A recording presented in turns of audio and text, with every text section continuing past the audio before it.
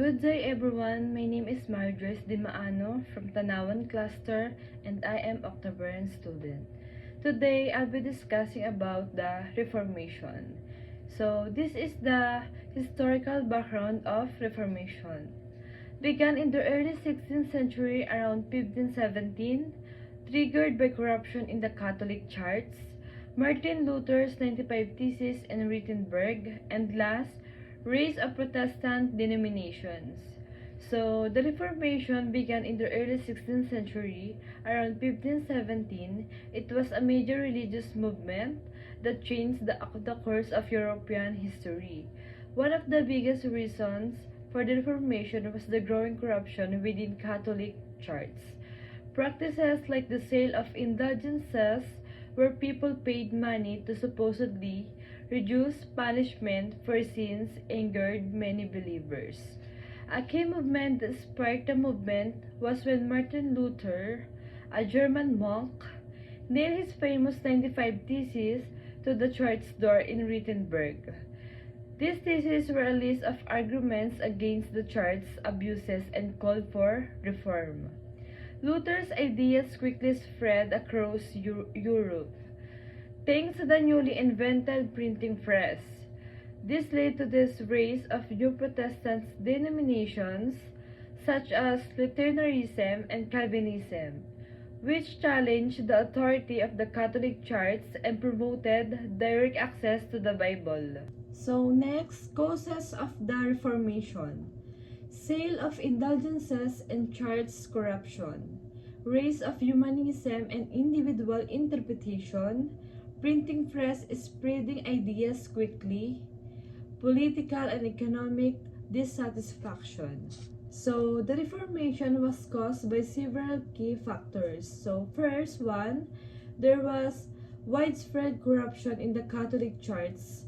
One of the most controversial practices was the sale of indulgences, where people paid money to the church in exchange for the forgiveness of sins. This led to public outrage and loss of trust in church leaders. Second, the rise of humanism, a way of thinking that emphasized reason, individualism, and education, encouraged people to think for themselves and question authority.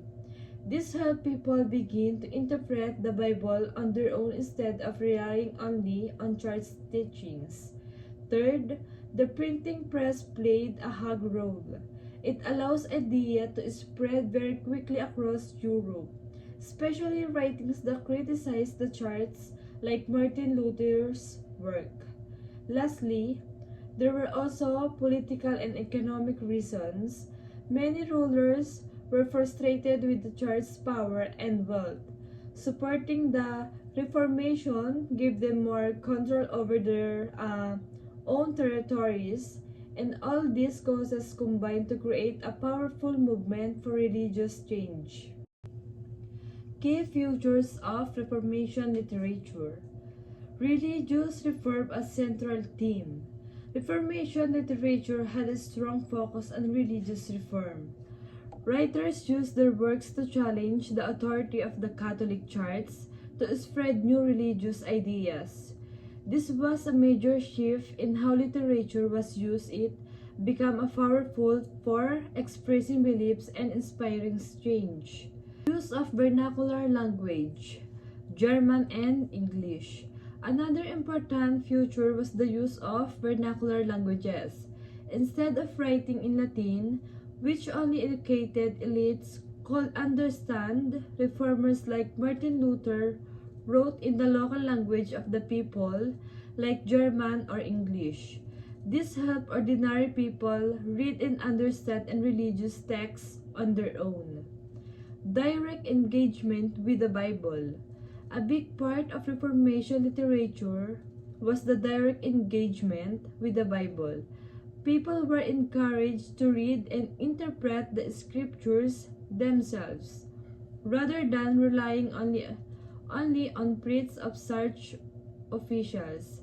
This changed how people connected with their faith. Increased accessibility through print. Lastly, the invention of the printing press made it possible to print and share books much faster. This allowed Reformation writings to reach a much wider audience, increasing access to ideas and helping the movement grow quickly. Martin Luther and his works. 95 Theses around 1517 criticized such practices. Martin Luther was one of the most important figures of the Reformation. In 1517, he wrote the 95 Theses, which were arguments against the corrupt practices of the Catholic Church, especially the sale of indulgences. He posted these theses on the door of the church in Wittenberg, starting a major religious movement. Bible into German. One of Luther's biggest contributions was translating the Bible into German. Before this, the Bible was mainly available in Latin, which most people couldn't understand by translating it into a language that ordinary people spoke. Luther made the Bible more accessible and encouraged people to read and interpret it for themselves. Promoted salvation through faith. He also taught that salvation comes through faith alone, not through good works of payment to the church. This was a big shift from the Catholic belief at the time.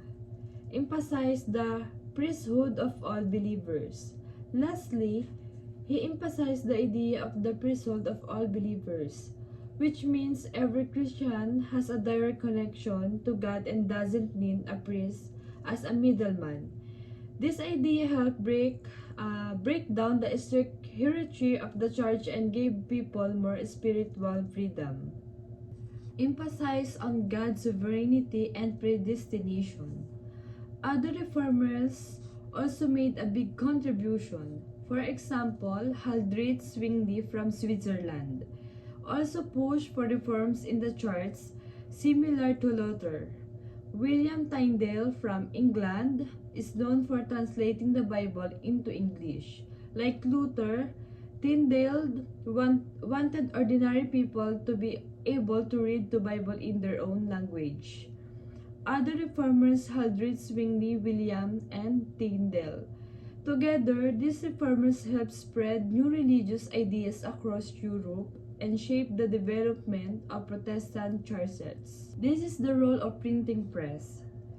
Invented by Johannes Gutenberg, enable mass production of books and pamphlets, crucial for spreading Reformation ideas, encourage literacy and individual.